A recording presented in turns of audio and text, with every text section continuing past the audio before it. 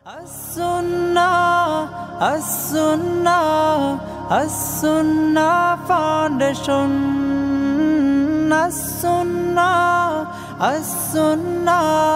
As-Sunnah Foundation. আসসালামু আলাইকুম ওয়া রাহমাতুল্লাহি ওয়া বারাকাতুহু। আলহামদুলিল্লাহ ওয়াসসালাতু ওয়াসসালামু আলা রাসূলিল্লাহ বা'দ। সুপ্রিয় দর্শক শ্রোতা ভাই বোন, দেশ কিংবা প্রবাস যে যেখান থেকে দেখছেন, আপনাদের সকলকে সাদর আমন্ত্রণ জানাচ্ছি আস-সুন্নাহ ফাউন্ডেশনের স্টুডিও থেকে।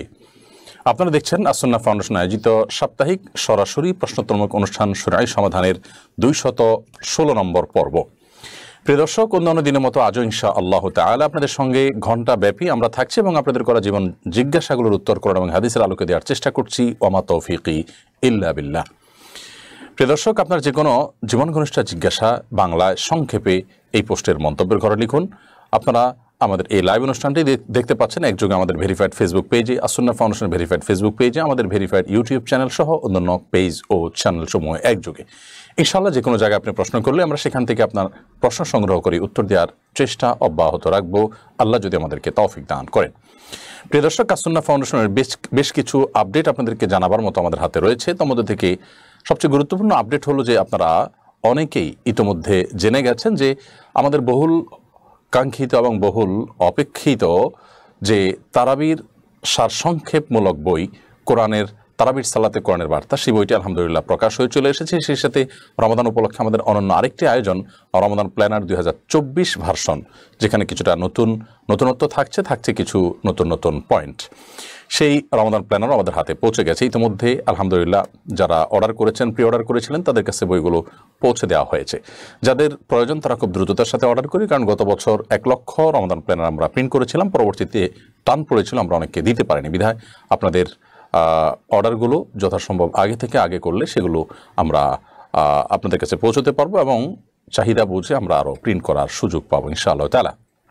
রমাদানকে আলোকিত করবার জন্য, রমাদানকে সমৃদ্ধ করবার জন্য, সার্থক করবার জন্য দুইটা বই অনেক বেশি উপযোগী বলে আমরা মনে করি। বিশেষ করে রমাদান প্ল্যানার যেরকম আমাদের পুরো রমাদানকে আমাদের আমলমুখী করবে, আমল মুখর করবে, ঠিক তেমনিভাবে আমরা তারাবির সালাতে কোরআনের বার্তা যে বইটি রচনা করেছি, এর মাধ্যমে আমরা পুরো রমাদান জুড়ে কোরআন তেলাওয়াত যখন করছি, সেটা বাসায় মা বোনরা করুন কিংবা আমরা তারাবির সালাতে কোরআন শুনি, তেলাওয়াতকৃত অংশের সারসংক্ষেপ আমরা দেখে নিতে পারবো। মা বোনরা বাসায় যখন তেলাওয়াত করেন, যেদিন যে পারা তেলাওয়াত করেন বা যখন যে পারা তেলাওয়াত করেন, সেই পারা তেলাওয়াতের পরে অথবা আগে আমরা যদি একবার দেখে নিই যে পারা কি আছে, তখন তেলাওয়াতের সময় আলাদা একটা তৃপ্তি আমরা অনুভব করবো ইনশাআল্লাহ। অতএব তৃপ্তিময় তারাবির জন্য এবং সার্থক রমাদানের জন্য আমরা তারাবির সালাতে কোরআনের বার্তা এবং রমাদান প্ল্যানার 2024 সংস্করণ বইটি সংগ্রহ করতে না ভুলি। এবং সাদাকা জারিয়া নিয়তে আমাদের মৃত মা বাবা আত্মীয় স্বজনের তরফ থেকেও এই বইগুলো আমরা মসজিদে মুসল্লিদের মধ্যে যারা আমল করতে আগ্রহী তাদের মধ্যে বিতরণ করার উদ্যোগ গ্রহণ করতে পারি এবং এগুলোর উপর কম্পিটিশন অ্যারেঞ্জ করতে পারি।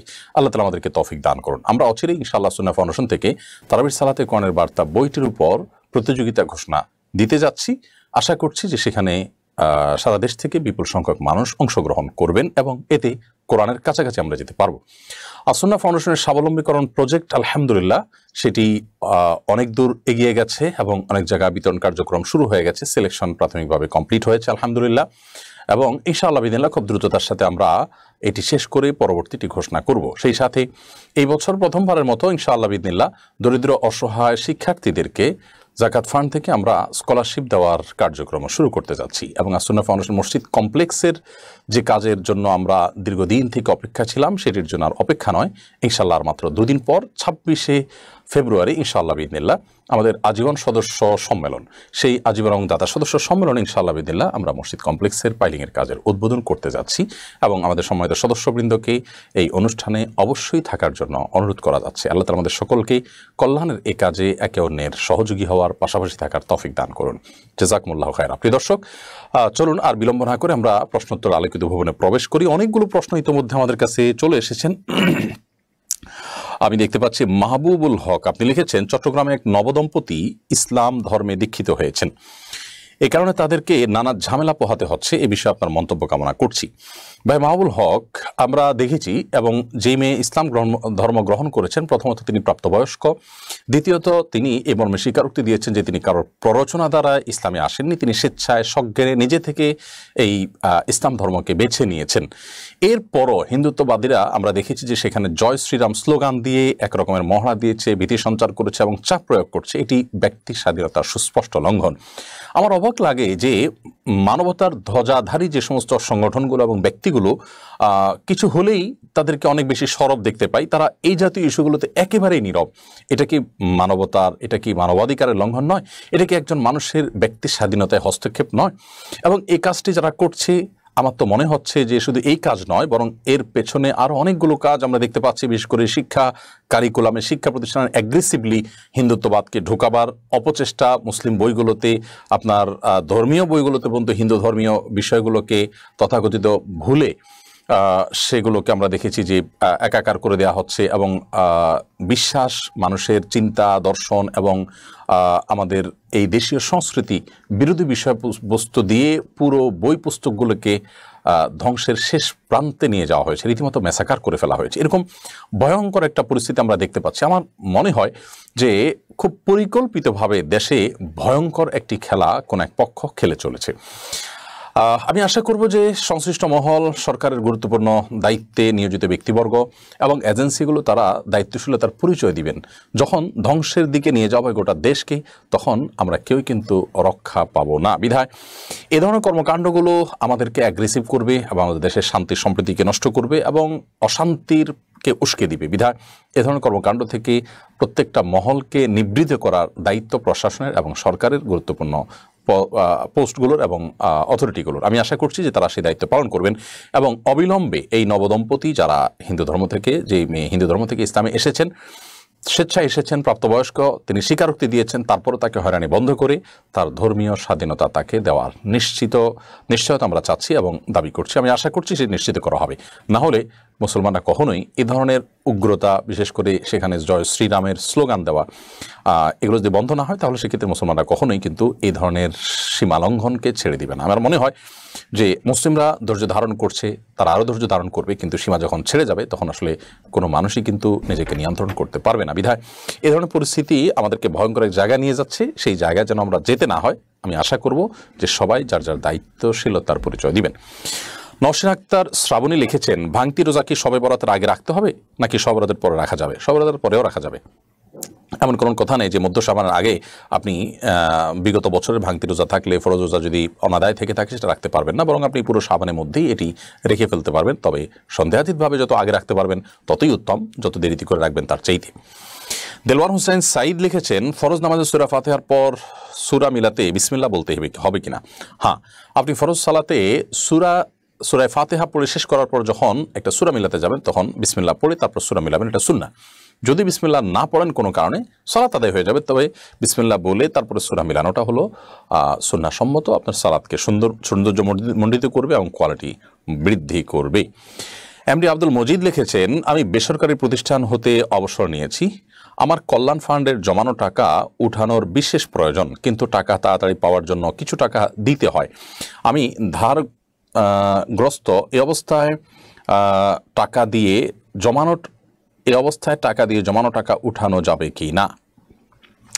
দেখুন, আপনি বেসরকারি প্রতিষ্ঠান থেকে যে অবসর নিয়েছেন এবং কল্যাণ ফান্ডে আপনার বেতন থেকে যে টাকা কেটে কেটে জমা করা হয়েছে, সে টাকা উঠানোর জন্য যদি আপনাকে অবৈধ টাকা দিতে হয়, অর্থাৎ ঘুষ দিতে হয়, আপনার যদি ন্যায্য অধিকার থাকে তা থেকে বঞ্চিত হতে হয়, আপনাকে কিছু টাকা না দিলে আপনি কি পেতে না পারেন, তাহলে সেক্ষেত্রে বিপদগ্রস্ত হলে আপনাকে অন্যায়ভাবে বঞ্চিত করা হচ্ছে, আপনি ঘুষ দিয়ে যদি আপনি ন্যায্য অধিকার আদায় করতে বাধ্য হন, তাহলে সেটা আপনি করতে পারবেন। তবে যদি সেটা অ্যাভয়েড করার সুযোগ থাকে, তাহলে সন্দেহাতীতভাবে সর্বোচ্চ চেষ্টা করা উচিত এবং যে কোনো মূল্যে আপনার সেই চেষ্টা অব্যাহত রাখা উচিত। অতএব আপনি আর যদি বৈধভাবেই কোনো টাকা দিতে হয়, কোনো সিস্টেম থাকে, তাহলে সেক্ষেত্রে আপনি ধার দেনা আছেন সে অবস্থায় ওই টাকা উত্তোলন করে ধার দেনাকে অগ্রাধিকার দিয়ে আপনি পরিশোধ করবেন, পাশাপাশি অন্য কোনো কাজ থাকলে সেটি করবেন। এরপর সিফাত হাসান লিখেছেন, ক্লাসে হাদিসের উদ্ধৃতি দেওয়ায় সম্প্রতি একজন প্রবীণ বিশ্ববিদ্যালয়ের শিক্ষককে বহিষ্কার করা হয়েছে, এটা কতটুকু বিশ্ববিদ্যালয়ের চরিত্রের সাথে সঙ্গতিপূর্ণ? দেখুন, বলা হয় বিশ্ববিদ্যালয়গুলো মুক্ত চর্চার কেন্দ্র।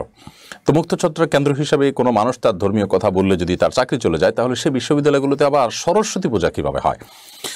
আমরা কি পরিমাণ দ্বিচারিতার মধ্যে আছি এবং কি পরিমাণ ভয়াবহ একটা পরিস্থিতির মধ্যে আছি, দিন দিন কতটা কোণঠাসা করে ফেলা হচ্ছে এবং মুসলমানদের ধৈর্যের পরীক্ষার সর্বশেষ জায়গায় নিয়ে যাওয়া হচ্ছে। আমরা ঠিক এরকম একটা পরিস্থিতি দেখেছি 2012-13 সনের দিকে, যে মুক্ত চর্চার নামে ইসলাম এবং মুসলমানদের কলিজে আঘাত করা হয়েছে। তখন কিন্তু দেশব্যাপী ভয়ঙ্কর একটা পরিস্থিতি তৈরি হয়েছে। আমার মনে হচ্ছে সেরকম একটা পরিস্থিতির দিকে আবারও নিয়ে যাওয়া হচ্ছে। কে বা কারা করছে পেছন থেকে আমরা জানি না, তবে একটা পক্ষ এখানে কাজ করে যাচ্ছে। আমি অবাক হই যে সরকারের এজেন্সিগুলো তারা এখানে কি দায়িত্ব পালন করছে এবং একের পর এক এই কাজগুলো হচ্ছে এবং অনেকটা আমরা দেখতে পাচ্ছি যে সংশ্লিষ্ট মহল নীরব দর্শকের ভূমিকা পালন করছে। বিশ্ববিদ্যালয় এবং কলেজগুলোতে ধর্মীয় স্বাধীনতা মুসলমানদের দেওয়া হচ্ছে না। কোনো একজন শিক্ষক তিনি হাদিস বলেছেন, তার সেই হাদিস বলার কারণে কোনো মেয়ে যদি সংক্ষুব্ধ হয়ে থাকেন, তাহলে সেক্ষেত্রে বড়জো তাকে সতর্ক করা যেত। কিন্তু একজন শিক্ষক তার কথায় কোনো একজন ছাত্রী সংক্ষুব্ধ হয়েছে, তার জন্য যদি শিক্ষকের চাকরি চলে যায়, তো আমরা তো জানি বিশ্ববিদ্যালয়গুলোতে বহু শিক্ষকরা শিক্ষার নামে, ক্লাসের নামে শিক্ষকদের চিন্তা এবং তাদের ধর্মীয় বিশ্বাস বিরোধী নানা কথা তাদেরকে বলে, নানাভাবে টর্চার করে, টিজ করে। তখন তো আমরা কোনো টিচারের চাকরি যেতে দেখিনি। এই ধরনের দ্বিচারিতা পরিষ্কারভাবে প্রমাণ করে এই সমাজে মানবতার, আপনার মানবাধিকারের স্লোগান যারা ধরে এবং যারা মানবাধিকারের ধ্বজা ধারণকারী, এই মানুষগুলো সবচেয়ে বড় কপট এবং সবচেয়ে বড় প্রতারক এবং ভণ্ড। এবং সমাজের মূল ধারা আমরা দেখতে পাচ্ছি যে তারা এই জাতীয় প্রতারণা অনবরত করে যাচ্ছে। একজন সাধারণ মানুষ হিসাবে আমাদের বিবেককে এখানে খরচ করা উচিত যে যারা আমাদেরকে সারাদিন মানবাধিকারের সবক দেয়, তাহলে দিন শেষে তারা আসলে মানবাধিকারের সবক দেয় না, মুসলমানের মানবাধিকার থাকতে নেই। তারা মুসলমানদেরকে কোণঠাসা করার এক ভয়ঙ্কর খেলা মেতে উঠেছে কাউকে খুশি করবার জন্য।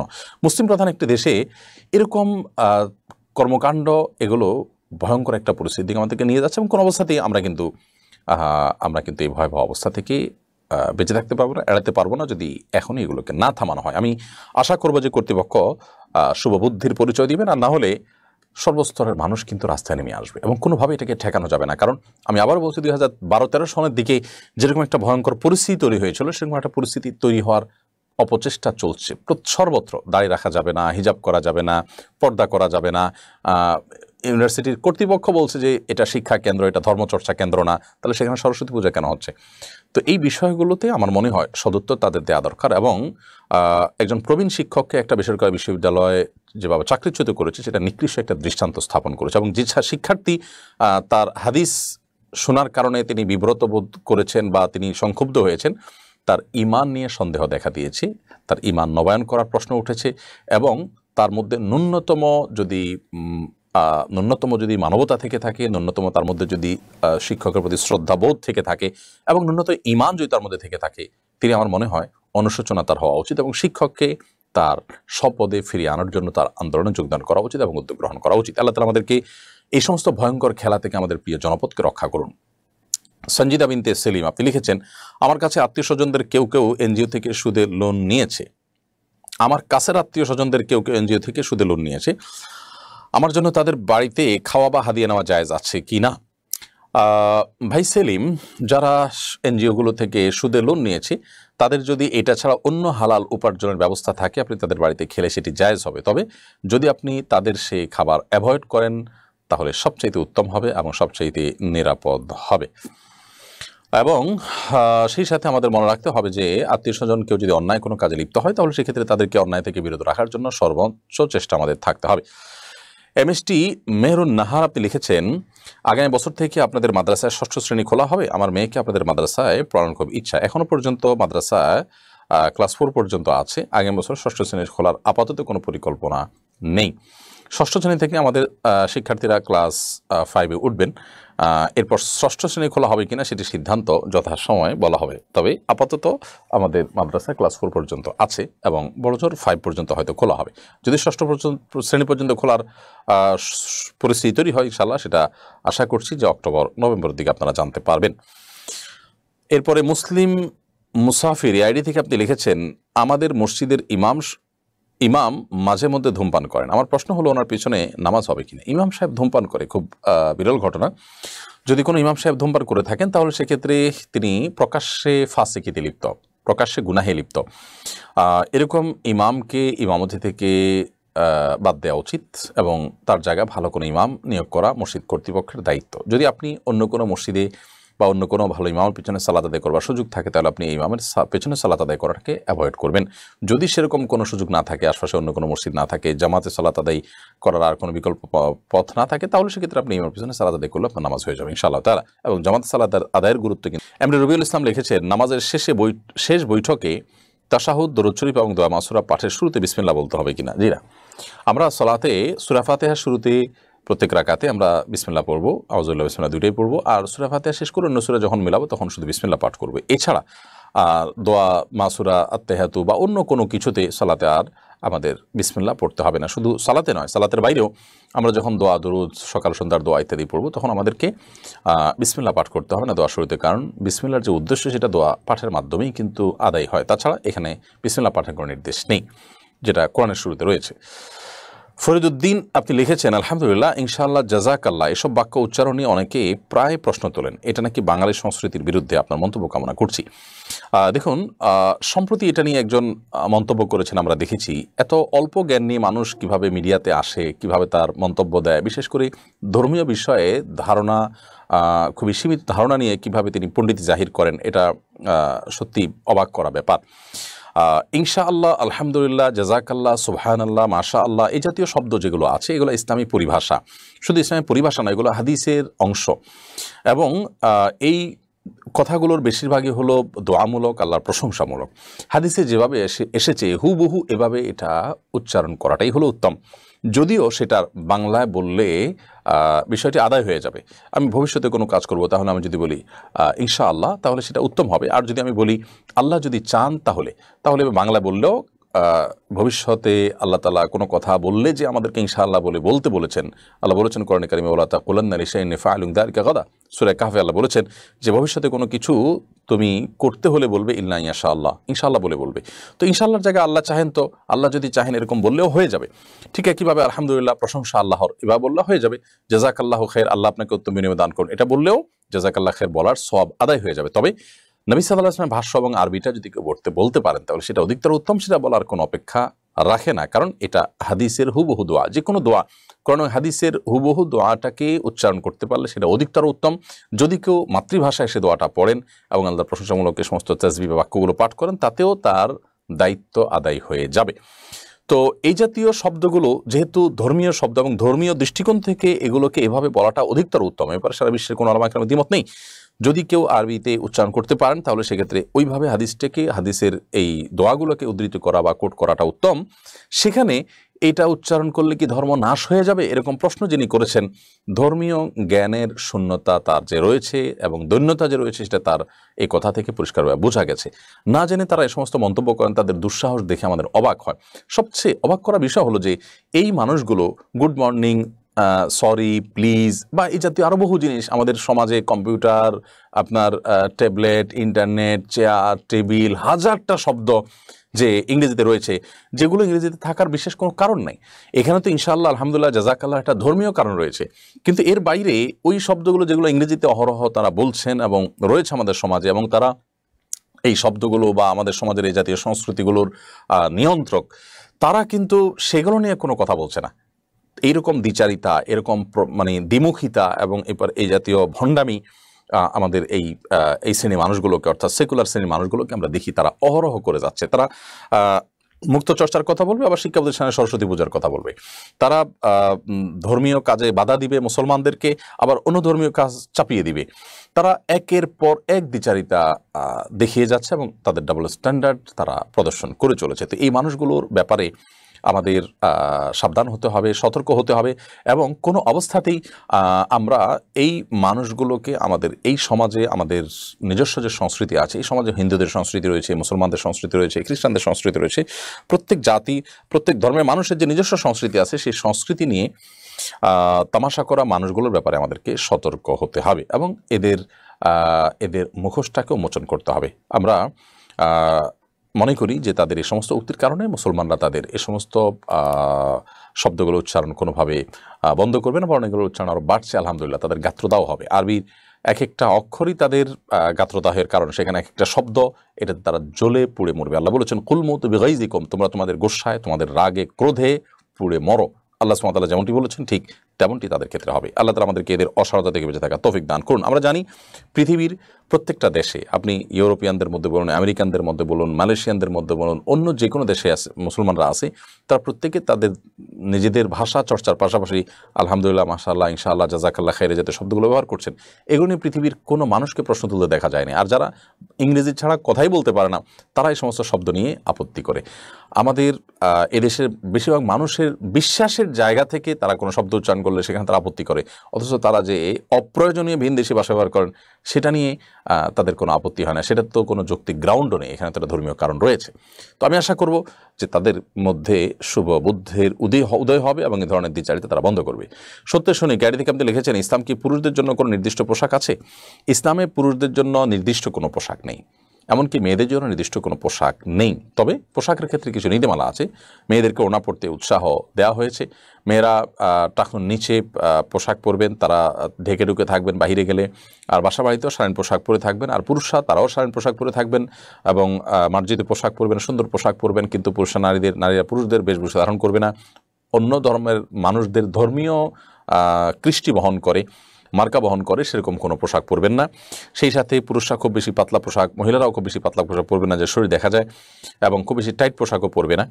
এই জাতীয় কিছু নীতিমালা দেওয়া রয়েছে। অতএব সেই নীতিমালাগুলোকে অবলম্বন করে পৃথিবীর যে কোনো দেশে যে কোনো পোশাক প্রচলিত আছে সেই অঞ্চলে পোশাক পরিধান করাটা ইসলাম কর্তৃক অনুমোদিত। এরপর রাজিয়া সুলতানা শিলা, আপনি লিখেছেন, পিরিয়ডের পর বিশেষ কোনো ফরজ গোসল আছে কিনা, নিয়ম কি? পিরিয়ড থেকে পবিত্র হওয়ার পর আপনি ওই ওয়াক্তের সালাত আদায় করার আগে গোসল করবেন, গোসল করে নিয়ে তারপরে সালাত আদায় করবেন। ফরজ গোসলের যে নিয়ম, এক্ষেত্রে একই নিয়ম, ভিন্ন কোনো কিছু নেই। আপনি 3 বার কুলি করবেন, নাকে পানি দিবেন এবং পুরো শরীরকে ভালো করে ধুয়ে পবিত্র করবেন, পরিচ্ছন্ন করবেন, তারপর আপনি সালাত আদায় করবেন। এরপর নুসরাত ইয়াসমিন, আপনি লিখেছেন, কোন গাছের ডাল দিয়ে মেসওয়াক করা উত্তম? জাইতুন এর ডাল দিয়ে ব্যবহার করা যায় সবচাইতে উত্তম। এটা নানা দিক থেকে উপকারীও আমাদের জন্য, এবং হাদিসে রয়েছে নবী সাল্লাল্লাহু আলাইহি ওয়াসাল্লাম এটিকে ব্যবহার করতেন। সেই ছাড়া অন্য যে কোনো গাছের ডাল কিংবা শেকড়, এটা দিয়ে আমরা মেসওয়াক করলেও, সেটা দিয়ে মেসওয়াক আদায় করলে সওয়াব হবে। মেসওয়াক আদায় করার যে দায়িত্ব সেটাতে হবে ইনশাআল্লাহ তাআলা। এমনি লোমান হোসেন বিজয়, আপনি লিখেছেন, কিভাবে আল্লাহর হেদায়েত পাবো? আল্লাহ সুবহানাহু ওয়া তাআলার কাছে হেদায়েত কামনা করতে হবে। আমরা প্রত্যেক রাকাতে সূরা ফাতিহাতে ইহদিনাস সিরাতাল মুস্তাকিম পড়ি, আল্লাহ আপনি আমাদেরকে সিরাতাল মুস্তাকিমের পথ দেখান। সেই দোয়াটা আমরা অর্থ সহকারে বুঝে আল্লাহ তাআলার কাছে কামনা করব হেদায়েত। সেই সাথে হেদায়েত প্রাপ্তির জন্য আমাদেরকে চেষ্টা করতে হবে, হেদায়েতের পথে যাওয়ার চেষ্টা করতে হবে, সত্যানুসন্ধানী হতে হবে। আল্লাহ সুবহানাহু ওয়া তাআলা বলেছেন, ওয়াল্লাযীনা জাহাদু ফিনা লানাহদিয়ান্নাহুম সুবুলানা, যারা আমার পথে চেষ্টা করে চলার, আল্লাহ বলেছেন আমরা অবশ্যই আমি তাদেরকে আমার পথে আসার হেদায়েত দিব বা পথ দেখাবো। তো এই জন্য হেদায়েতের জন্য চেষ্টা করতে হয়, আল্লাহ তাআলার কাছে দোয়াও করতে হয়, হেদায়েত প্রাপ্তদের সান্নিধ্য অবলম্বন করার চেষ্টা করতে হয়। হালিমা সাদিয়া লিখেছেন, আমি একজন অভিভাবক, আমার সন্তান স্কুলে পড়ছে, দেখলাম সেক্স এডুকেশনের নামে পাঠ্যপুস্তকে এরকম কিছু বিষয় আছে যার কারণে শিক্ষার্থীরা লজ্জাশরম বিষয়টা থাকবে না, শিক্ষার্থীদের লজ্জাশরম বিষয়টা থাকবে না। ছেলে মেয়েদের মধ্যে বন্ধুত্বের নামে একান্ত ব্যক্তিগত বিষয় আলাপ করতে উদ্বুদ্ধ করা হয়েছে। এ নিয়ে দুশ্চিন্তে আছি, পরামর্শ দিয়ে বাজিতে করবেন। দেখুন, আমি পরিষ্কার করে বলতে চাই, আমাদের শিক্ষা কারিকুলাম যদি এরকম ধ্বংস করতে থাকা হয় এবং কোনোভাবে এগুলোকে পরিবর্তন করা না হয়, তাহলে সেক্ষেত্রে এরকম শিক্ষা প্রতিষ্ঠানে বাচ্চাকে শিক্ষিত করার চাইতে বাসায় বসিয়ে রাখা বা বাসায় আপনার হোম স্কুলিং করাটা অনেক বেশি গুরুত্বপূর্ণ হবে, এবং প্রয়োজনে বিকল্প শিক্ষার পথে আমাদেরকে হাঁটতে হবে। কোনো অবস্থাতেই আমাদের সন্তানদের ঈমান আমল নষ্ট হতে পারে সেরকম পথে যাওয়ার কোনো সুযোগ নেই। নিজে হাতে নিজের সন্তানের জীবন ধ্বংসের পথে যাওয়া আমাদের জন্য জায়েজ নেই। এবং আমাদের এই প্রিয় মাতৃভূমিকে যারা ধ্বংসের দ্বারপ্রান্তে নিয়ে যাচ্ছে, এই জায়গাটাতে আমাদের প্রত্যেকটা মানুষকে সোচ্চার হতে হবে, আন্দোলন করতে হবে এবং মুখ খুলতে হবে। আল্লাহ তাআলা আমাদেরকে এ ধরনের ভয়াবহ ষড়যন্ত্র থেকে আমাদের প্রজন্মকে হেফাজত করুন, বাবা মা হিসাবে আমাদেরকে দায়িত্বশীল ভূমিকা পালন করার তৌফিক দান করুন। জান্নাতুল ফেরদাউস আপনি লিখেছেন, অনেক মেয়ে কুফরির মাধ্যমে ছেলেদের বশ করে, এসবের কি কোনো বৈধতা আছে, এর শাস্তি কি? কুফরির মাধ্যমে কাউকে বশ করা কিংবা জাদু ইত্যাদির আশ্রয় নেওয়া, এটা সন্দেহাতীতভাবে কুফরি এবং কবিরা গুনাহ। এটা যারা করে তারা শুধু কবিরা গুনাহে লিপ্ত হয় তা নয়, ভয়ঙ্কর কবিরা গুনাহে লিপ্ত হয় এবং ঈমান নিয়ে টানাটানি হওয়ার মতো বিষয় এটি। বিধায় এ ধরনের কর্মকাণ্ড থেকে বেঁচে থাকতে হবে। কেউ কাউকে পছন্দ করলে তার জন্য তার দিনদারিতা দেখে, ভালো গুণ দেখে পছন্দ করে থাকলে আল্লাহ তাআলার কাছে দোয়া করবে, নিজে চেষ্টা করবে, কিন্তু এই জাতীয় কোনো কিছুর আশ্রয় নেওয়া এটা ভয়ঙ্কর গুনাহের কথা। তাছাড়া এগুলোর মাধ্যমে যাকে বশে আনতে চেষ্টা করে অনেক সময় তার উল্টো আরও ক্ষতি হয়, বেশিরভাগ ক্ষেত্রে তার ক্ষতি হয় এবং এই ক্ষতি আর পোষাবার কোনো সুযোগ ম্যাক্সিমাম সময় থাকে না। বিধায় এ ধরনের ভয়ঙ্কর ফাঁদ থেকে আমরা বেঁচে থাকার চেষ্টা করি এবং জাদু টোনা মন্ত্রতন্ত্র এগুলো থেকে আমরা বেঁচে থাকতে হবে। আল্লাহ তাআলা আমাদেরকে হেফাজত করুন। এরপরের প্রশ্ন করেছেন শহীদুল ইসলাম, আপনি লিখেছেন রমাদান প্ল্যানার বইটি গত বছর কিনলাম, এবারও কি কিনতে হবে নাকি আগেরটা পড়লে হবে? ভাই, প্রথম কথা হলো যে এই বইটা তো অনেকটা ডায়েরির মতো করে করা, যেহেতু প্রতিদিন আপনাকে দাগাতে হবে এবং দিন শেষে আপনি হিসাব করবেন, আগের দিনের সাথে পরের দিনের আপনার অর্জনগুলোকে আপনি মেলাবেন, মাস শেষে আপনি মেলাবেন।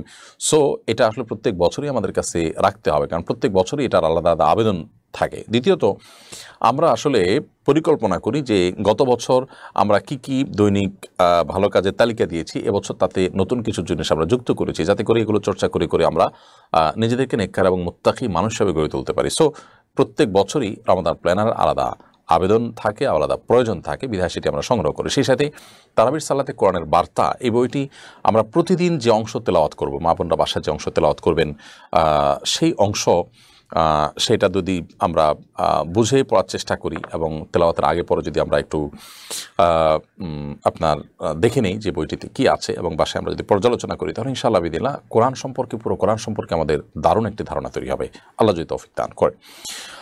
মোহাম্মদ আহমদ আপনি লিখেছেন, একজন আমার পাশে বসে আমাকে অন্য ভাইয়ের গীবত করছে, এতে কি আমার গুনাহ হবে? দেখুন, আপনার পাশে বসে যদি আরেকজনের গীবত করা হয় আর আপনি যদি সেটা শুনেন, তাহলে সেক্ষেত্রে অবশ্যই আপনি গুনাহগার হবেন।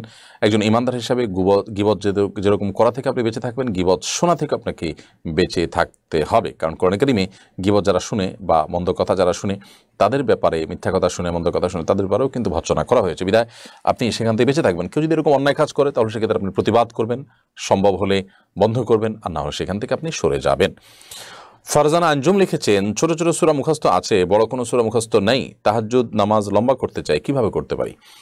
ছোট ছোট যে সূরাগুলো মুখস্থ আছে সেগুলোই বারবার পড়তে পারেন, একটা সূরাকে কয়েকবার পড়তে পারেন, ধীরে ধীরে পড়বেন, সুন্দর করে পড়বেন, এতে করে আপনি সালাতকে লম্বা করতে পারেন, দীর্ঘ করতে পারেন। সেই সাথে বড় সূরাগুলো, তুলনামূলক বড় সূরাগুলোকে আপনি মুখস্থ করার চেষ্টা অব্যাহত রাখা উচিত এবং সেই সূরাগুলোকে সালাতের মধ্যে আপনি বারবার পড়লে ইনশাআল্লাহ বিদিল্লাহ মুখস্থটা ভালো করে বসে যাবে। মাসুম আহমদ লিখেছেন, কয়েকদিনের মাথায় খতনা করতে গিয়ে 2টি শিশুর মৃত্যু হলো, এ নিয়ে অনেক অভিভাবকের মনে ভীতি সঞ্চারিত হয়েছে, অনেকের সন্তানের খাতনা নিয়ে ভয় পাচ্ছেন, খাতনা করানো কি জরুরি?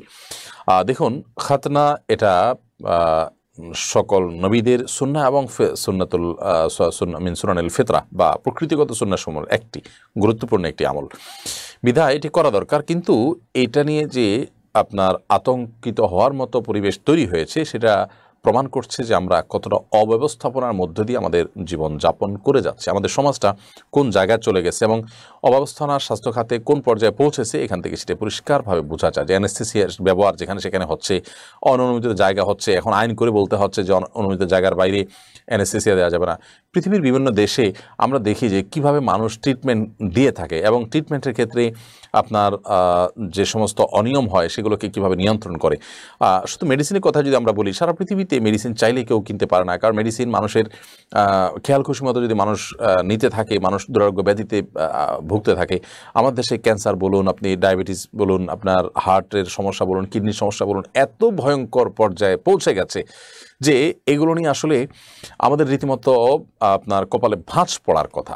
কিন্তু দুঃখজনক বিষয় হলো যে এগুলো যেন দেখবার কেউ নাই, এগুলো নিয়ে যেন আমাদের কোনো বিহিতি নেই, এরকম একটা ভয়ঙ্কর পরিস্থিতির মধ্যে আমরা আসলে দিনাতিপাত করছি। আমাদের ভাগ্য সত্যি খারাপ বলতে হবে।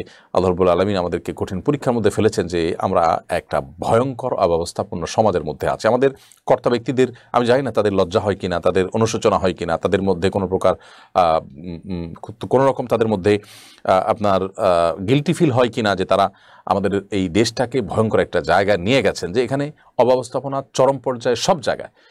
আপনি যে কোনো জায়গা থেকে ওষুধ কিনতে পারবেন। পৃথিবীর একটা আমাদের চাইতেও অনেক গরিব দেশ আছে যে তাদের নিয়ন্ত্রণ আছে। আপনি যেখানে সেখানে ওষুধ কিনতে পাবেন না, যেখানে সেখানে অ্যানেস্থেসিয়া দেওয়া যাবে না, যেখানে সেখানে যাতায়াত করা যাবে না, একটা নিয়ম শৃঙ্খলার মধ্যে থাকে।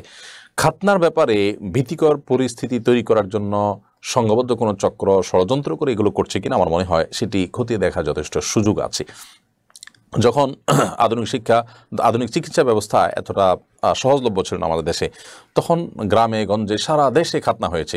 খাতনার কারণে কোনো শিশুর মৃত্যুর খবর আমরা কেউ কিন্তু কোনো দিনই শুনিনি। অথচ এখন আধুনিক চিকিৎসা ব্যবস্থার এই সময়ে আমাদের দেশে ঢাকা শহরের মতো জায়গায় দুইটি শিশুর মৃত্যু হলো, আরেকটা শিশুর অতিরিক্ত রক্তক্ষরণের কারণে ডাক্তারকে বদলি করে সেন্ট মার্টিনে দুদিন ডাক্তারকে পাঠানো হলো আমরা দেখলাম। তো পরপর 3টি ঘটনা আমরা বলতে পারি যে এই ধরনের ঘটেছে। আমার মনে হয় যে এটা নিয়ে কাজ করা দরকার এজেন্সিগুলোর। কিন্তু অবাক লাগে যে তারা শুধু নাশকতার পরিকল্পনা আবিষ্কার করেন, কিন্তু এর বাইরে এ ধরনের কাজগুলো নিয়ে তাদের কোনো কাজ নেই। আল্লাহ তাদেরকে হেদায়েত দান করুন এবং তাদেরকে বোধোদয় যেন হয় সেই তৌফিক দান করুন। আমার মনে হয় যে অভিভাবকরাও একটু দায়িত্বশীলতার পরিচয় দিতে হবে এবং যেখানে সেখানে খাতনা করাবেন না। একদম রেজিস্টার্ড কোনো হসপিটাল ছাড়া, রেজিস্টার্ড কোনো ডাক্তার ছাড়া যেখানে সেখানে খাতনা করানো থেকে আমাদের নিবৃত্ত থাকতে হবে। শব্দ নিঝুম আপনি লিখেছেন, আমার আম্মু অসুস্থ ছিল, তখন আমার আব্বুর মানত করে আম্মু সুস্থ হলে আম্মুকে নিয়ে কিশোরগঞ্জ পাগলা মসজিদে নামাজ পড়তে নিয়ে যাবে, এটা কি করা যাবে কিনা? দেখুন, ভুল কোনো মানত যদি মানুষ করে তাহলে সেক্ষেত্রে সেই মানত পুরা করা জরুরি না। যেহেতু ভুল মানত করেছেন আপনার বাবা, কারণ আপনার মা অসুস্থ ছিলেন, ওনাকে পাগলা মসজিদে নিয়ে যাবেন, পাগলা মসজিদে নিয়ে গেলে তার বিশেষ কোনো কল্যাণ হবে এমনটি মনে করাটা ভুল। অতএব এই মানত তিনি পূরণ করবেন না, বরং ভুল মানত করেছেন তিনি কসমের কাফারা দিয়ে দিবেন এবং এই জাতীয় ভুল আর করবেন না। প্রিয় দর্শক, দেখতে দেখতে আমরা অনুষ্ঠানের মাঝামাঝি এসে পৌঁছেছি। সময় হয়েছে ছোট্ট একটি বিরতিতে যাওয়ার। আশা করছি আমাদের সঙ্গেই থাকবেন। আমরা বিরতির পর আবারও ফিরে আসছি শরীর সমাধান অনুষ্ঠানে ইনশাআল্লাহ তাআলা। শিক্ষা নিয়ে আসুন্না ফাউন্ডেশন মসজিদ কমপ্লেক্স ও ইসলামিক সেন্টার একটি লালিত স্বপ্ন। ইনশাআল্লাহ শিক্ষা, সেবা ও দাওয়া সহ ফাউন্ডেশনের বহুবিধ কার্যক্রমের কেন্দ্র হবে এই কমপ্লেক্স। ঢাকার নতুন বাজারের অদূরে কেনা জমিতে শীঘ্রই নির্মাণ কাজ শুরু হবে ইনশাআল্লাহ। সাদাকায়ে জারিয়ামূলক এই প্রকল্পে শরীক হতে পারেন আপনিও। বিরতির পর আবারও আপনাদেরকে স্বাগতম জানাচ্ছি শরীর সমাধান অনুষ্ঠানে। আপনারা দেখছেন আসুন্না ফাউন্ডেশন আয়োজিত সাপ্তাহিক সরাসরি প্রশ্নোত্তর অনুষ্ঠান শরীর সমাধানের 216 নম্বর পর্ব। এবারে দেখতে পাচ্ছি আমি প্রশ্ন ইসমিতা আখতার আপনি লিখেছেন, এমন মহিলার সামনে যাওয়া কি উচিত হবে যে নন মাহরামদের কাছে আমার চেহারার বিবরণ বর্ণনা করবেন? অবশ্যই আপনার এটাকে এড়িয়ে চলা উচিত। যেই ভদ্র মহিলা অন্যান্য গায়ের মাহরাম পুরুষদের কাছে আপনার বর্ণনা দিয়ে বেড়াবে এবং আপনাকে নিয়ে তারা বাজে কল্পনা জল্পনা করার সুযোগ তৈরি হতে পারে, আপনি তাকে অ্যাভয়েড করবেন এবং এটা খারাপ সঙ্গী। হ্যাঁ, বিবাহকে সামনে রেখে যদি এরকম হয়, ধরুন আপনার সাথে কারোর বিয়ের আলাপ চলছে, তো এক্ষেত্রে যার সাথে বিয়ের আলাপ চলছে তার পরিবারের কোনো মেয়ে এসে আপনাকে দেখেছেন এবং যেই ছেলের সাথে বিয়ের আলাপ চলছে সেই ছেলেকে জাস্ট বর্ণনা দিবি, সেটা তো ভিন্ন কথা। বাকি এমনিতে যদি অনেক মহিলাদের এই বদ অভ্যাস আছে যে তারা কোনো মহিলাদের সৌন্দর্য, রূপ, লাবণ্য ইত্যাদি এগুলো দেখলেই তারা তাদের স্বামী, তাদের পরিবার, অন্যান্য পুরুষ বা অন্যান্য পুরুষদের কাছে বলে বেড়ান। হাদিসে পরিষ্কারভাবে নিষেধ আছে, কারণ এই আলোচনা এবং এই জল্পনা কল্পনা, এই পর্যালোচনা এগুলো মানুষের প্রাইভেসিকে নষ্ট করে। ইসলাম যে মানুষের ইজ্জত আবরুকে কতভাবে হেফাজত করার চেষ্টা করেছে সেটি যদি আমরা বুঝতে পারতাম তাহলে ইসলামের প্রতি আমরা অনেক বেশি অনুগত থাকতাম এবং আল্লাহর কাছে অনেক শুকর আদায় করতাম যে এরকম একটি সুমহান দিন এবং জীবনবিধান আমরা পেয়েছি। জুমা মুবারক আপনি লিখেছেন, মসজিদ 2-3 তলা হলে নিচতলায় কোরআন রাখলে গুনাহ হবে কিনা? না, কোনো গুনাহ হবে না। মসজিদ কিংবা বাসাবাড়ি যদি একাধিক ফ্লোর হয় তাহলে সেক্ষেত্রে নিচের ফ্লোরে কোরআন আছে এই চিন্তা করে উপরের ফ্লোরে থাকলে যে গুনাহ হবে ব্যাপারটা সেরকম না, কারণ এখানে না কোরআন অবমাননা হয় না এটাতে আপনার কোরআন ইচ্ছাকৃতভাবে অপমান করা হয়। বরং আমরা যখন সাধারণভাবেও কোরআন রাখি নিজেদের ঘরে, এরপর আমরা যখন পাহাড়ে উঠতে হয় তখন তো আমাদের পায়ের নিচেই কোরআন থাকে। অতএব ইচ্ছাকৃত কোরআনকে অবমাননা না করলে এবং সরাসরি দেখতে দৃষ্টিকটু হয় সেরকম কিছু না হলে সেক্ষেত্রে কোনো অসুবিধা নাই। অতএব মসজিদের নিচতলাতে কোরআন থাকলে দোতলা বা তিনতলা সালাত আদায় করতে কোনো সমস্যা নেই। আব্দুল্লাহ মামুন লিখেছেন, সৎ ভাইদের সঙ্গে কেমন সম্পর্ক থাকা উচিত? সৎ ভাই যারা আছেন, অর্থাৎ আপনাদের উভয়ের মা এক বাবা ভিন্ন, আপনার মায়ের আগের ঘরের সন্তান, কিংবা আপনাদের উভয়ের বাবা এক মা ভিন্ন, সেক্ষেত্রে আপনার বাবার আগের ঘরের বা পরের ঘরের সন্তান, তারা আপনার সৎ ভাই, তাদের সাথে ভ্রাতৃত্ব সুলভ সম্পর্ক বজায় রাখা দরকার। তবে ভাইয়ের প্রতি যে রক্ত সম্পর্কে ভাইয়ের প্রতি যে হকটা আছে সরাসরি আপন ভাইয়ের প্রতি, এখানে সেটা বর্তাবে না, অর্থাৎ তাদের ভরণ পোষণ আপনার উপর আবশ্যক হবে না। তবে তাদের সাথে আপনার এক ধরনের রক্ত সম্পর্ক কিন্তু আছে, সেটা আপনার মায়ের রক্ত উভয়ের শরীরে কিংবা বাবার রক্ত উভয়ের শরীরে আছে। সো সেই দৃষ্টিকোণ থেকে তাদের প্রতি সদাচরণ করা, খোঁজখবর রাখার দায়িত্ব আছে এবং আত্মীয়ের মধ্যে তারা পড়ে। কিন্তু যে আত্মীয়দের ভরণ পোষণ দেওয়া আপনার আবশ্যক, তাদের মধ্যে অবশ্যই তারা পড়বে না। কবির হোসেন লিখেছেন, আমি সাধারণত প্রতি বছর রমাদানে জাকাত আদায় করে থাকি। কিভাবে যথাযথভাবে জাকাত হিসাব করতে হবে এ নিয়ে বিস্তারিত জানতে চাচ্ছি, কিভাবে জানতে পারবো? ভাই কবির হোসেন, জাকাতের বিষয়ে বিস্তারিত জানবার জন্য অনেকগুলো উদ্যোগ আপনি গ্রহণ করতে পারেন, অনেকগুলো অপশন আপনার হাতে আছে। এর মধ্যে একটা হলো বিচক্ষণ কোনো আলেমের সাথে বসে আপনার সমস্ত সম্পদের হিসাব তাকে জানিয়ে কি আছে না আছে, দেনা পাওনা, আপনার ঋণ, স্থাবর অস্থাবর সকল সম্পদ, সব কিছু সঞ্চয় ইত্যাদি আপনি তার কাছে দিয়ে তারপর তার কাছ থেকে আপনি জানার চেষ্টা করতে পারেন যে জাকাত আপনার কতটুকু এসেছে বা আসেনি। এর বাইরে আমাদের আসন্না ফাউন্ডেশনের ওয়েবসাইট ইনশাআল্লাহ বিদিল্লাহ খুব শীঘ্রই আমরা জাকাত ক্যালকুলেটর যুক্ত করব, তখন ইনশাআল্লাহ আপনি খুব সহজ জাকাত ক্যালকুলেশন করতে পারবেন। আগামী 2রা মার্চ কারণ বাজারে টিসিবি মিলনায়তনে আইএফএ কনসালটেন্সির কর্মশালা রয়েছে। সেই কনসালটেন্সিতে জাকাত বিষয়ক কর্মশালা হবে, সেখানেও আপনি উপস্থিত হতে পারেন এবং ইনশাআল্লাহ বিদিল্লাহ আশা করা যায় সেখানে উপস্থিত হয়ে আপনি আপনার এই সমস্যার সমাধান পেতে পারেন এবং যদি আল্লাহ তৌফিক দান করেন সেখানে আমিও হয়তো অংশগ্রহণ করার চেষ্টা করব। এমনি মহসিন ভূঁইয়া আপনি লিখেছেন, শ্বশুর শাশুড়ির প্রতি কি জামাতার কোনো দায়িত্ব আছে? দেখুন, শ্বশুর শাশুড়ির প্রতি একজন জামাইয়ের দায়িত্ব আছে নিজের স্ত্রীর প্রতি সুসম্পর্ক রাখবার প্রয়োজনে, এবং তাদের মেয়ে তার ঘরে আছেন সেজন্য কৃতজ্ঞতা বোধ স্বরূপ তাদের জন্য যথাযথ উপায়ে শ্রদ্ধা প্রদর্শন করা, যতটুকু পারেন সাধ্য অনুযায়ী তাদের জন্য টাকা পয়সা খরচ করা এবং তাদের উপকার করা, এটা অবশ্যই কর্তব্যের মধ্যে পড়ে। নিজের মা বাবার ভরণ পোষণ দেওয়া যেরকম ফরজ যদি তাদের প্রয়োজন হয়, তো শ্বশুর শাশুড়িটা সেরকম ফরজ না, কিন্তু এটা অবশ্যই শারীরিক দৃষ্টিকোণ থেকে প্রশংসনীয় এবং নৈতিক দায়িত্ব যে শ্বশুর শাশুড়ির প্রতি আপনি আন্তরিক হবেন এবং তাদের খোঁজ খবর নেবেন, তাদের জন্য টাকা পয়সা খরচ করবেন, তাদের বিপদাপদে পাশে দাঁড়াবেন, শ্রদ্ধা নিবেদন করবেন, মা বাবার মতো সম্মান করবেন এবং দাম্পত্য জীবনে স্বামী স্ত্রী পরস্পর সুসম্পর্ক বজায় রাখার যে নির্দেশনা ইসলাম আমাদেরকে দিয়েছে। আল্লাহ বলেছেন, ওয়াশিরুহুন্না বিল মারুফ, তোমরা তোমাদের স্ত্রীগণের সাথে সুসম্পর্ক বজায় রাখো, তাদের সাথে সুন্দরভাবে জীবন অতিবাহিত করো। তো সুন্দর জীবন অতিবাহিতের অংশ হিসাবেও তাদের বাবা মার প্রতি আমাদের সদাচরণ করতে হবে। সো তাদের প্রতি সদাচরণ করা, তাদের সেবা শুশ্রূষা সাধ্য অনুযায়ী করার চেষ্টা করা অবশ্যই আমাদের দায়িত্বের মধ্যে পড়ে, যদিও সেটা ফরজ দায়িত্বের মধ্যে না, কিন্তু সেটাও আপনার ফরজ দায়িত্বের মধ্যে না হলেও সেটাও এক ধরনের দায়িত্ব এবং নৈতিক দায়িত্ব এবং নফল দায়িত্ব অবশ্যই বলা যেতে পারে। সো সেটা সাধ্য অনুযায়ী করা উচিত। মুর্শিদ আক্তার আপনি লিখেছেন, আমাদের বাসায় বাইরে থেকে একটা বিড়াল এসে প্রচণ্ড বিরক্ত করে, কিছুতেই বিড়াল থেকে রক্ষা পাচ্ছি না।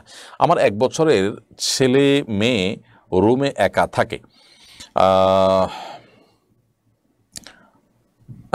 বিড়াল দ্বারা তার ক্ষতি হওয়ার সম্ভাবনা 99%। এমত অবস্থা আমি কি বিড়ালকে মেরে ফেলতে পারি? দেখুন, বিড়ালটিকে আপনি দূরে কোথাও ফেলে আসতে পারেন। আপনি বিড়ালের যে উপদ্রব সেটি থেকে বাঁচার জন্য আপনি দূরে কোথাও রেখে আসলেন, যেখান থেকে সে আর আসতে পারবে না। গাড়িতে করে দূরে কোথাও ফেলে আসলেন, রেখে আসলেন, কারোর দরকার হলে সে নিয়ে যাবে।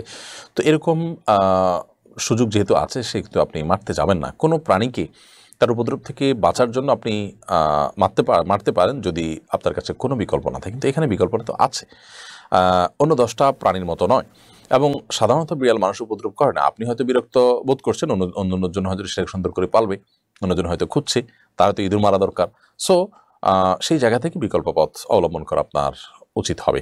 বিড়ালের প্রতি অসদাচরণ করার কারণে, বিড়ালের প্রতি জুলুম করার কারণে একজন ইবাদত গুজার নারী কিন্তু জাহান্নামে গিয়েছেন বলবে হাদিসে বর্ণিত রয়েছে। সো আমাদেরকে সতর্ক থাকতে হবে এই বিষয়ে। যদিও এমনিতে মৌলিক কথা এটাই যে কোনো প্রাণী আমাদের উপদ্রব করলে যদি তার উপদ্রব থেকে বাঁচার জন্য তাকে নিধন করা ছাড়া কোনো পথ খোলা না থাকে, সো সেটা করা যাবে।